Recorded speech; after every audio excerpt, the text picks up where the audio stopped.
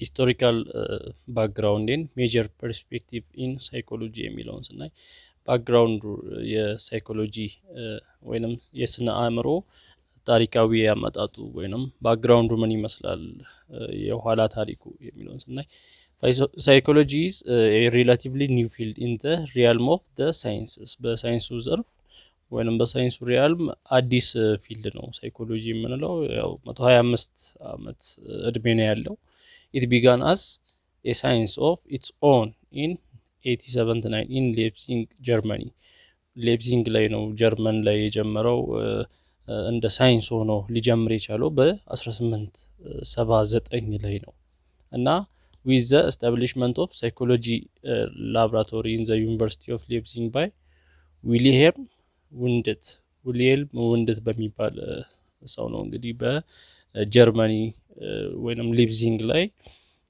የሳይኮሎጂ ላቦራቶሪ ተቋቁሞ የተጀመረው እና Wundt developed the technique of objective introspection to scientifically examine mental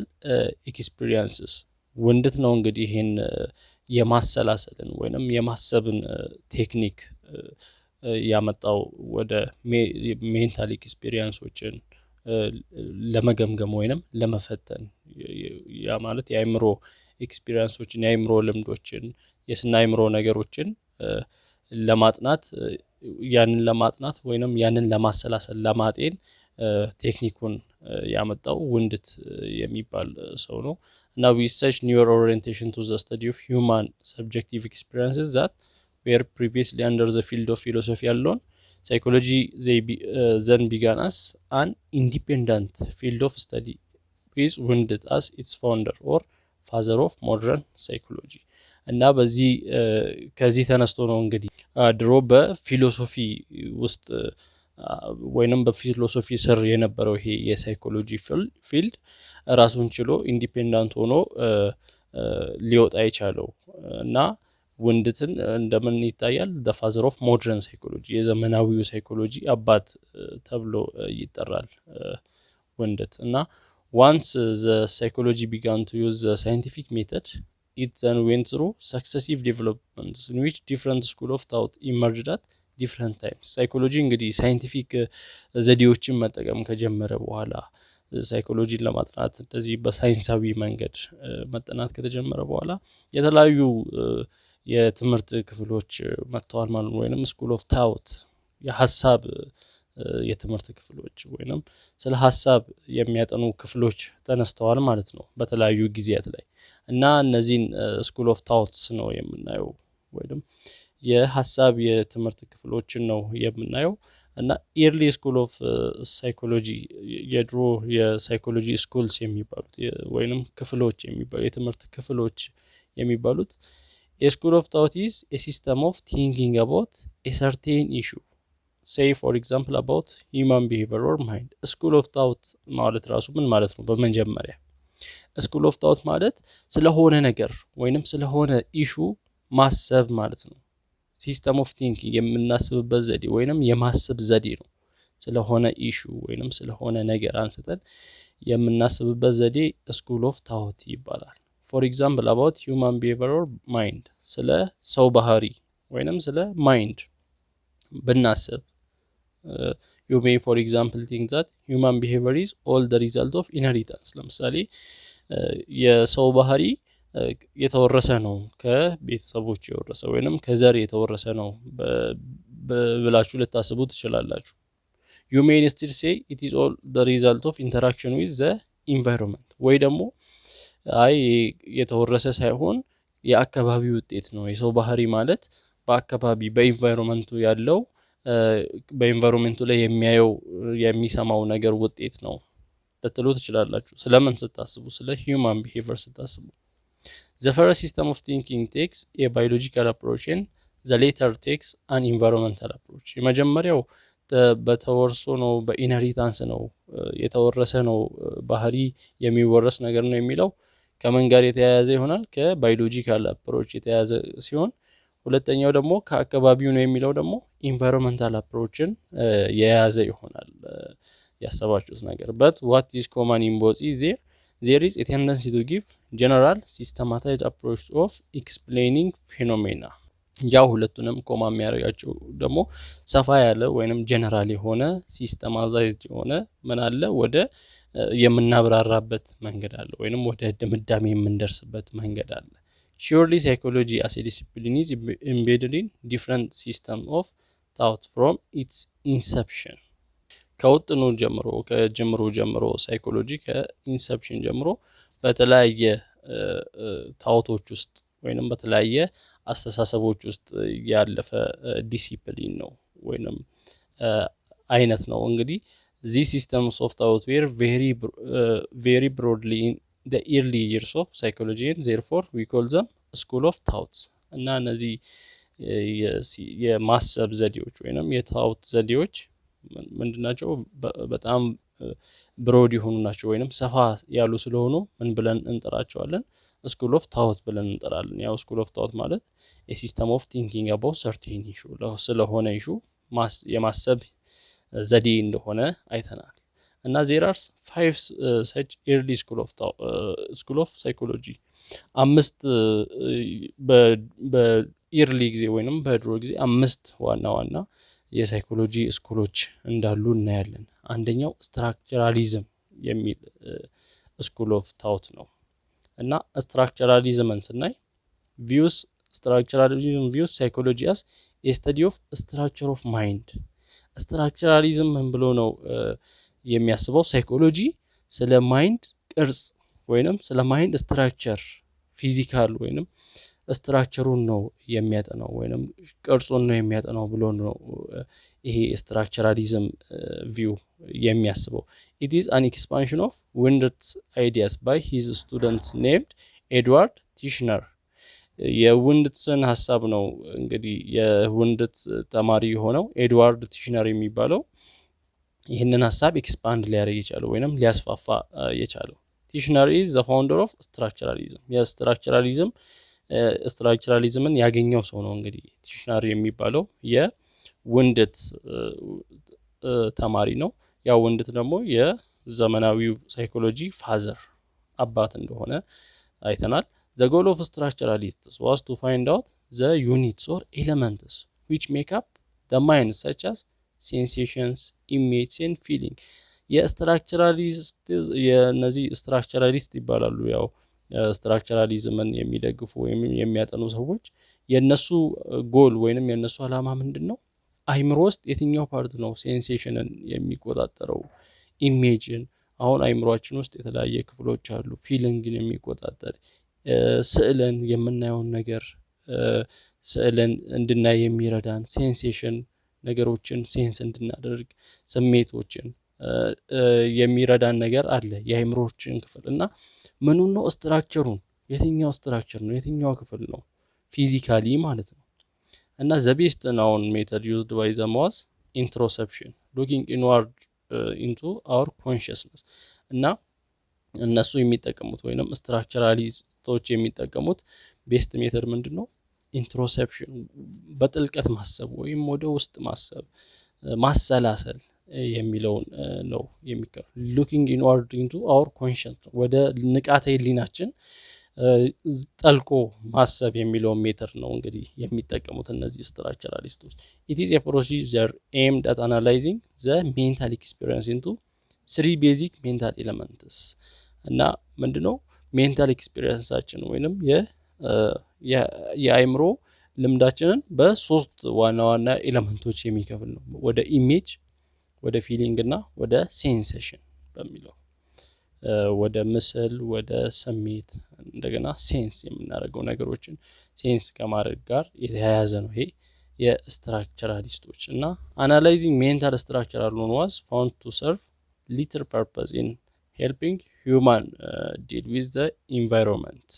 ይሄ ሜንታል ስትራክቸሩን ወይንም ሜንታል ቅርጹን የአይምሮ ቅርጹን ብቻ አናላይዝ ማድረግ መመራመር ብቻ ምን አልሆነም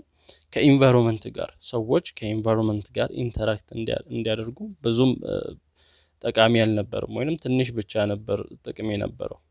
ስለዚህ hence a new school of thought emerged to study this functional value of human mind functionalism ይሄንን ለማጥናት አዲስ ደግሞ ምን ተነሳ ስኩል ኦፍ ታውት ተነሳ ማለት ነው ያ ስኩል ኦፍ ታውት ምን ይባላል ፋንክሽናሊዝም ይባላል ፋንክሽናሊዝም ቪውስ ሳይኮሎጂ አስ ስታዲ ኦፍ ፋንክሽን ኦፍ ዘ ማይንድ ምንድነው የማይንድን ፋንክሽን ወይንም የማይንድን ስራ የአይምሮን ስራ የሚያጠና አድርጎ ነው ሳይኮሎጂን የሚያስበው ይሄ ፋንክሽናሊዝም የሚባለው የሳይኮሎጂ ዘርፍ ደግሞ the founder of this school of thought is William James who was the first American psychologist and the author of the first psychology textbook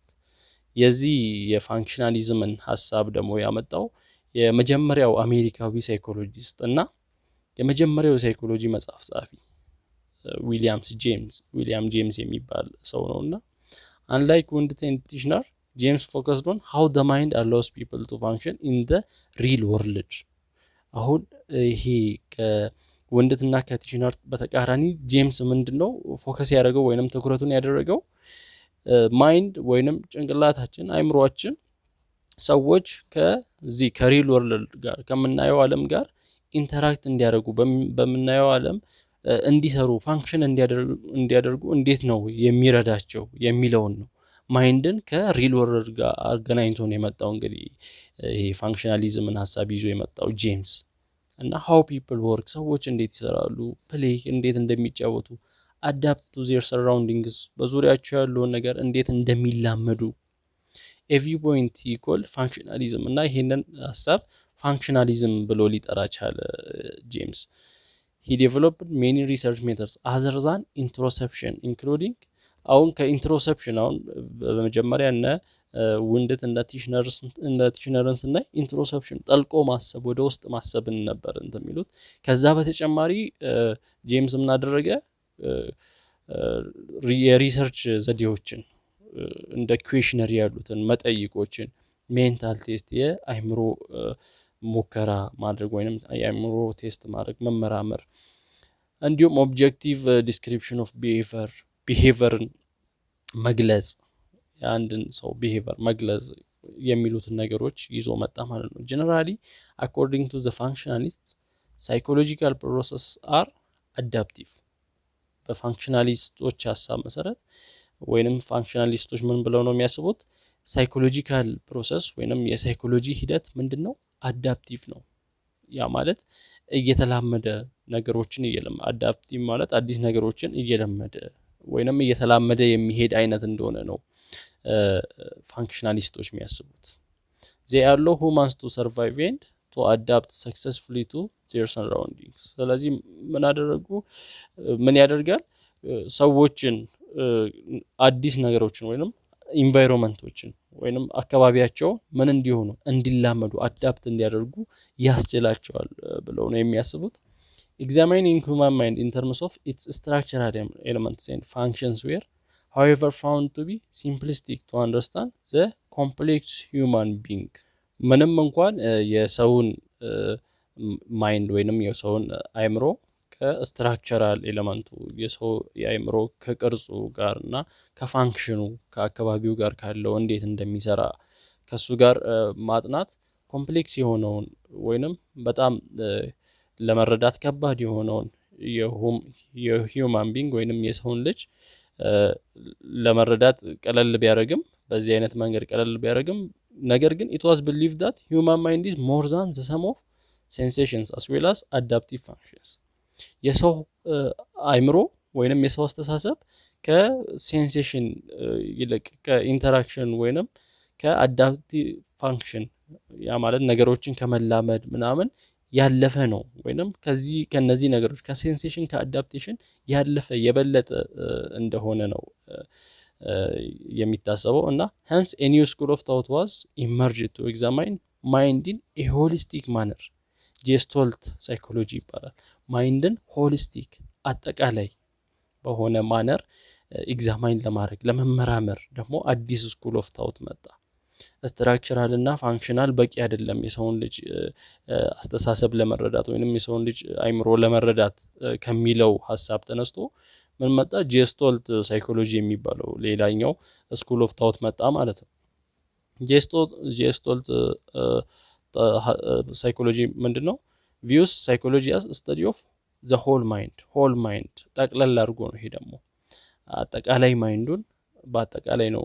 ስተዲ የሚያደርገው ብሎ የሚያስበው ሳይኮሎጂ። ማክስ ዌርዚመር and his colleagues founded this school of thought in Germany in 20th century እና ማክስ ዌርዚመር እና የሱ ጓደኞች ናቸው እንግዲህ ይሄንን ሐሳብ ያመጡት ጀስቶልት ሳይኮሎጂ የሚለው። ጀስቶልት ሳይኮሎጂስት argue that the mind is not made up of combinations of elements ከሆኑ ነገሮች ኮምባይን ሆኖ አይደለም ከሆኑ ኤሌመንቶች ኮምባይን ሆኖ አይደለም ማይንድ የተሰራው ብለው ነው የሚያምኑት ወይንም የሚከራከሩት የጀስቶልት ሳይኮሎጂዎች። እና the human word gestalt refers to form ያ ማለት the German word የጀርመን ቃል የጀስቶልት የሚለው ትርጉሙ ምንድነው? ፎርም የሚለው ወይንም ሆል ጠቅላላ ያደረገ ኮንፊግሬሽን ኦር ፓተርን የሚለውን ነገር ነው የሚገልጽልን ሪፈር የሚያደርግልን። according to them in the mind should be thought of as a result of the whole pattern of sensory activity and the relationship and organizations with their pattern ያ ማለት in brief the gestalt psychologists acknowledge consciousness የንቃተ ህሊናን አክናውሌጅ ሊያረጋግጡ ይችላል ማለት ነው እነዚህ የጀስቶልት ሳይኮሎጂ የሚደግፉ ሰዎች ወይንም ያን ሐሳብ ያመጡ ሰዎች። እና they held that the whole is greater than the sum of its parts ምን ብለው ነው የሚያወሩት? ሆሉ ከፓርቶቹ ይበልጣል ወይንም አጠቃላዩ ከክፍልፋዮቹ ይበልጣል። ያ ማለት means mind is greater than its parts mind ከክፍሎቹ የበለጠ ነው እጅግ የበለጠ ነው። ያ ማለት ከኢሜጅ ከሴንሴሽን ከፊሊንግ እጅግ የበለጠ ነው ማይንድ ማለት በጣም ኢሜጅ አይደለም ማይንድ ማለት ሴንሴሽን አይደለም ፊሊንግ አይደለም ከነዚህ በጣም የላቀ ወይንም በጣም የበለጠ እንደሆነ ፈርዘር እንደሆነ ነው ሊያስረዱ የሚሞክሩት። generally what is common to all the three school of thought is the fact that they all try to examine the human mind which is an internal no visible and hidden experience of human beings ከላይ ያየናቸውን ሶስቶቹን የጀስቶልትን ሆነ የስትራክቸራሊዝምን ፋንክሽናሊዝምን ኮማን የሚያደርጋቸው ነገሮች ምንድነው? ሂዩማን ማይንድን ለመመራመር ሲፈልጉ ያው ሲያጠኑ ሂዩማን ማይንድን የማይታይ ኢንተርናል ወይንም ቪዚብል ያልሆነውን የሂዩማን ቢንግ ፓርት ነበር ኤግዛማይን ለማድረግ እየሞከሩ ያሉት የማይታየው። ስለዚህ የማይታየውን ይሄ ውስጣዊ የሆነውን ፓርት እያጠኑ ስለሆነ although it could be useful to understand this experience it was believed that this subjective private experience cannot be observable measurable and hence cannot be studied scientifically ምንም እንኳን ኤክስፒሪየንስን ልምድን ለመረዳት የሚጠቅም ቢሆንም በእነዚህ በሶስቱ የተጠና ያለው ነገር ግን ይሄ ነገር ሰብጀክቲቭ ነው ወይንም የሆነ ነገር ላይ የሆነ ሰው ላይ የተወሰነ እስከሆነ ድረስ የሚታይ እስካልሆነ ድረስ ወይንም ሜዠሬብል የሚለካ አይደለም እስካሁን እንትን ያርጉ ያሉት ማለት ነው። ስለዚህ ሳይንቲፊካሊ ሊጠና አይችልም ማለት ነው በእነዚህ መንገድ በስትራክቸራሊዝም በፋንክሽናሊዝም ሆነ በጀስቶልት። hence for psychology to become scientific it needs to get rid of dealing with subjectivity in all its form and rather focus on studying behavior ስለዚህ ሳይኮሎጂ ሳይንቲፊክ እንዲሆን ወይንም ሳይንሳዊ እንዲሆን ከዚህ ከሰብጀክቲቪቲ ወይንም ከግላዊነት የሆነ ከውስጣዊነት ኢንተርናል ፓርት ምናምን ብቻ መሆኑ ቀርቶ ቢሄቪየር ወደ ማጥናት ማደግ አለበት መውጣት አለበት የሚል ሐሳብ መጣ እና this has led to the birth of a new paradigm of thought about psychological behaviorism ይሄ ደግሞ ቢሄቪየሪዝም የሚባለው አዲስ ፓራዳይም የሳይኮሎጂ ፓራዳይም እንዲወለድ ሆነ አዲስ አስተሳሰብ እንዲመጣ ሆነ ማለት ነው። ቢሄቪየሪዝም ደግሞ ምንድነው የሚለው? behaviorist view psychology as a study of observable and measurable behaviors behavioristoች ሳይኮሎጂ ምንድነው ብለው የሚያስቡት የሚታይ observable የሆነና የሚለካ behavior ስለሱ የሚያጠና ነገር ነው ሳይኮሎጂ ብለው ነው የሚያስቡት። እና ጆን ቢ ዋትሰን is the founder of behaviorism የbehaviorism ፋውንደር ወይንም behaviorismን ያገኘው ሰው ዋትሰን ይባላል። እና other proponents include እነዚህ ሰዎች ደግሞ እዚህ ጋር ምናያቸው ፕሮፖነንቶች ናቸው ሐሳቡን የሚደግፉ ሰዎች ናቸው። እና ዋትሰን ምንድነው የሚለው ሳይኮሎጂ was the study of ኦብዘርቬብል ኤንድ ሜዠሬብል ቢሄቪየር። ስለዚህ ቢሄቪየሪዝምን ስናይ ኦብዘርቬብል አሁን ምንድነው ይሄ እንዲወለድ ያስቻለው ምክንያት እነ ስትራክቸራሊዝም እነ ፋንክሽናሊዝም እነ ጄስቶልት ምንድነው ሰብጀክቲቪቲ ግላዊነት ላይ ነው ያተኮረው ወይንም ኢንተርናል ላይ ነው የሆነ የሚለካ ነገር የለውም ጀስት ምንድነው ሰብጀክቲቭ የሆነ ነበር በእነሱ ጊዜ የነበረውና ያንን ለማውጣት ከዛ ጥሶ ለማውጣት ይሄ ሐሳብ መጣ ቢሄቪየሪዝም ምንድነው የሚለካ ኦብዘርቬብል የሆነ የሚታይ ስለ ቢሄቪየር የሚያጠናና and nothing more about hidden mental process ስለዚህ ምንም የሚደበቅ ነገር የለም ምንም የሚደበቅ የአእምሮ ፕሮሰስ የለም ስለዚህ measurable ነው ብሎ መጣ ማለት ነው according to Watson we cannot define consciousness any better than we can define the soul and now we cannot locate it or measure it and therefore it cannot be the object of scientific study እና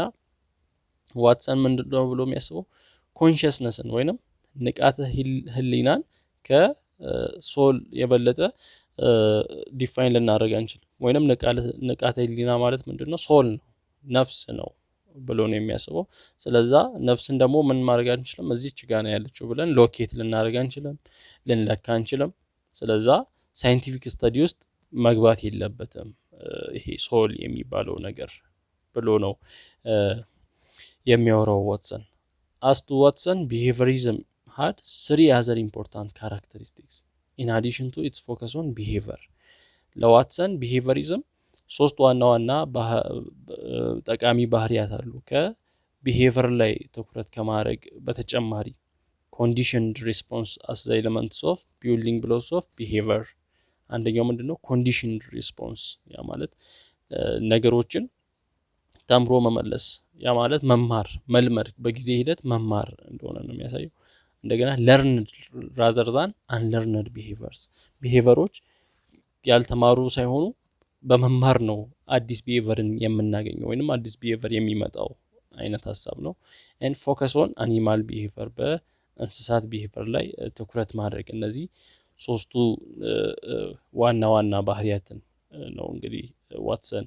በቢሄቪየሪዝም ውስጥ የሚያስበው እና he believed that all behaviors are learned but not inherited and learners are passive and reactive ምን ብሎ ነው የሚያስበው የሚወረስ ምንም ባህሪ የለም ሁሉም ባህሪያት ምንድናቸው የተወረሱ ናቸው ይቅርታ የተወረሱ ሳይሆን በትምህርት የመጡ ናቸው እንጂ የተወረሰ ምንም ባህሪ የለም በትምህርት የመጡ ናቸው ሁሉም ባህሪያት በመማር በአካባቢው ካለው ነገር ለመማር ምክንያቱም ያ የሚማረው ሰውዬ በአካባቢ ያለው ነገር ሲማር ምናልባት ሳያውቀው ውስጡ ሊገባ ይችላል ወይንም ፓሲቭ ሆኖ ሊሆን ይችላል ያ ማለት they are not initiating their learning but they respond when the environment stimulates them ላያውቁ ንቁ ላይ ሆኖ ይችላሉ ነገሩን ከአካባቢያቸው እየተማሩ እኮ ነው ነገር ግን ሳያውቁት እየተለወጡ ነው ለካ ስለዚህ ቢሄቪየር ስለተወለድክ አይደለም የሆነ አውቀንም ላንማር እንችላለን ግን ሳናቅ ፓሲቭ ሆነን አዲስ ቢሄቪየርን ልንለምድ እንችላለን ብሎ ነው የሚያወራው ዋትሰን እና all the four school of thoughts discussed so far were focusing on human mind and behavior as conscious experiences እና ሁሉም ከላይ ያየናቸው አራቱም ምን ላይ ነው ስለ ሰው አይምሮ እና ስለ ባህሪው እና ስለ conscious experience ስለ ንቃተ ህሊናው ልምዱ ነው የሚያወሩት but an opposition to this assertion came from a physician in Vienna who after working with so many patients realized that human functioning was basically explained by more powerful forces which were not accessible to our consciousness ሌላ ሐሳብ ደግሞ መጣ እስካሁን ያየናቸው ምንድነው ከንቃተ ህሊና ጋር የተያያዘ ወይንም ከኮንሺየስነስ ጋር የተያያዘ ነው የሰው አይምሮ ያጠኑት የነበረው እስካሁን የነበረው አራቱ ስኩሎች አሁን ደግሞ ከቪየና ሀገር ሌላ ኦፖዚሽን ወይንም ሌላ ተቃርኖ መጣ ያ ማለት ከኮንሺየስ ከሆነው ከንቃተ ህሊናችን በላይ ሞር ፓወርፉል የሆነ የአእምሮ ክፍል እንዳለ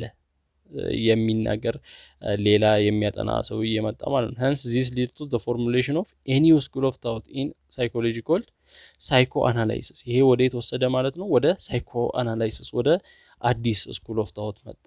psychoanalysis ምንድነው study the components of the unconscious part of the human mind ንቁ ያልሆነው የሰው አይምሮ ክፍል ወደዛ ነው የሚወስደን እንግዲህ ይሄ ሳይኮ አናላይሲስ ያ ማለት ምን ብሎ ነው ሳይኮ አናላይሲስ ያሰበው ኮንሺየስ ከሆነው ይልቅ ሞር ፓወርፉል የሆነ ፓርት አለ ምክንያቱም በተለያዩ ፔሸንቶች ላይ ሞክሯል ይሄ ፊዚሻን እና ንቁ ከሆነው ፓርት ይልቅ ንቁ ያልሆነው የአይምሮአችን ፓርት ከፍተኛ ፓወር እንዳለው ነው የሚያወራው እና ሲግመንድ ፍሬድ ይባላል ይሄ ሰው is the founder of this school of thought ይሄን ስኩል ኦፍ ታውት ያገኘው ሳይኮ አናላይሲስን ሲግመንድ ፍሬድ ይባላል እና he was the most controversial and most popular in the study of behavior and mental process አከራካሪ ሰው ነው እና ስለ behavior እና ስለ አይምሮ ሂደቶች ወይንም ፕሮሰሶች በማጥናት ፖፑላር የሆነ የታወቀ ሰው ነው as a physician ነው ሲግመንድ ፍሬድ became convinced that some of the physical illnesses of patients did not have medical or bodily causes የአንዳንድ ሰዎች የህመም ምክንያት ወይንም የመታመም ምክንያት የሆነ በምክንያቱ በሰውየው አስተሳሰብ ምክንያት በዲሊ ወይንም በሰውነቱ ላይ በሽታ የእውነት ኖሮ ሳይሆን ነን ፊዚካል ወይንም ኢሞሽናል የሆነ ምክንያት ሊሆን ይችላል አንዳንድ ሰዎች የሚታመሙበት ምክንያት በአይምሮ በፈጠሩት ነገር ወይንም አይምሮአቸው ውስጥ በተፈጠረ ነገር በአስተሳሰብ እንጂ አካላዊ ያልሆነ በሽታም ሳይኖር ሊታመሙ ይችላሉ ሰዎች በአካላቸው ሳይታመም ነገር ግን በኢሞሽናቸው ምክንያት ወይንም ፊዚካል ያልሆነ አካላዊ ያልሆነ በዛ ምክንያት ሊታመሙ ይችላሉ እና he called this kind of illness as hysteria እንደዚህ አይነት በሽታን ወይንም ኢልነስን ሂስቴሪያ ብሎ ይጠራል በአስተሳሰብ ብቻ ወይንም በአይምሮ ብቻ የተፈጠረ በሽታ ግን አካል ላይ የሌለ በሽታ ሲሆን or conversion of reaction to indicate the conversion of emotional problems to bodily problems እና ሂስቴሪያ ማለት ኢሞሽናል ፕሮብሌሞች ወይንም ስሜትን ወደ ሰውነት ላይ የመረም በሽታ እንዲመጣ የሚያደርግ ነው ማለት ነው ፊሊንግን ወይንም ኢሞሽንን ወደ bodily problem እንዲመጣ የሚያደርግ ሂስቴሪያ በማለት ጠርቶታልና he also underscores that conflicts and emotional traumas that had occurred in early childhood can be too threatening to be remembered consciously and they become hidden or unconscious and then will remain affect later behavior እና በሰዎች በልጅነታቸው የደረሰባቸው ጥቃት ወይንም በልጅነታቸው ያጋጠማቸው ኢሞሽናል ትራውማዎች ወይንም ኢሞሽናል መጥፎ ነገሮች ስሜታቸውን የሚጎዳ ነገር ሲያስቡት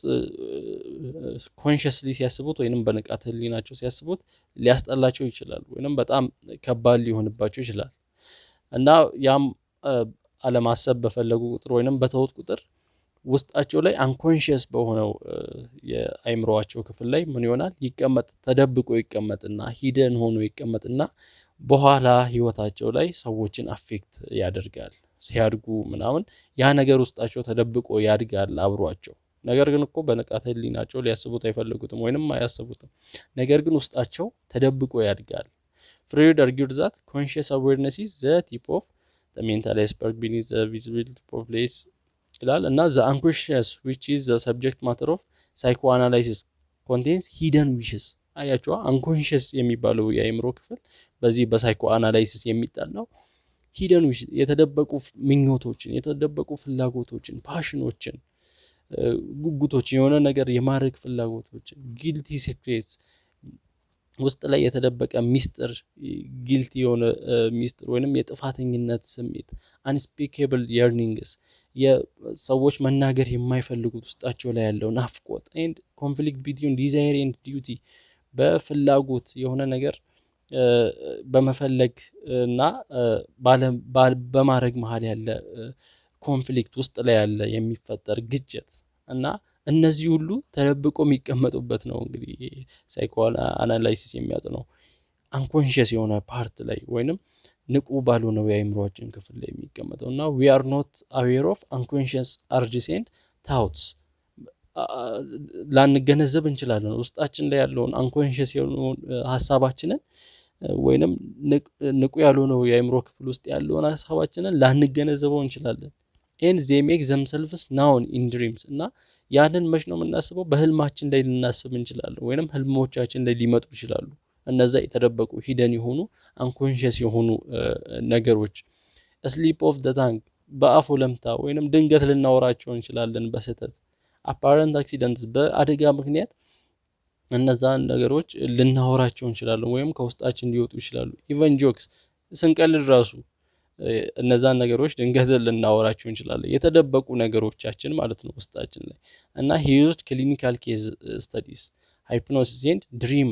analysis as a method እና ይሄንን ለማብራራት ምን ተጠቅሟል ሃይፕኖሲስ የሚባል ሰውን ሰመመን ውስጥ በመክተት እንደገና ድሪም አናላይሲስ በህልም መልክ አናላይዝ በማድረግ በማጥናት እነዚህን ነገሮች ክሊኒካል ኬዝ ስታዲዎችን ተጠቅሞ ነው እነዚህን ነገሮች ሊያጠና የቻለው ሲግመንድ ፍሬድ ማለት ነው እና ያው ሳይኮ አናላይሲስ የምንለው ከአንኮንሺየስ ፓርት ጋር ነው ሌሎቹ አራቶቹ ከላይ ያየናቸው ኮንሺየስ ከሆነ ፓርት ጋር ብቻ የተገናኙ ሲሆኑ ከዛ የበለጠ ፓወርፉል የሆነ የአይምሮ ፓርት እንዳለ ሲግመንድ ፍሬድ አውርቶ ተነሳ ማለት ነው አንኮንሺየስ የሆነው ፓርት ውስጣችን ላይ ያለው ፓርት ሂደን የሆነው ፓርት ነገር ግን ኢፌክት የሚያደርሰው ከባድ ፓወር ያለው ፓርት እንዳለ ሲግመንድ ፍሬድ ተነሳ አምስተኛ ስኩል ኦፍ ታውት ይዞና እነዚህ ኦልድ ስኩል ኦፍ ታውት የሚባሉ ናቸው ወይ ማለት ኢልድሪ ስኩል ኦፍ ታውት የሚባሉ ናቸው ሳይኮ አናላይሲስ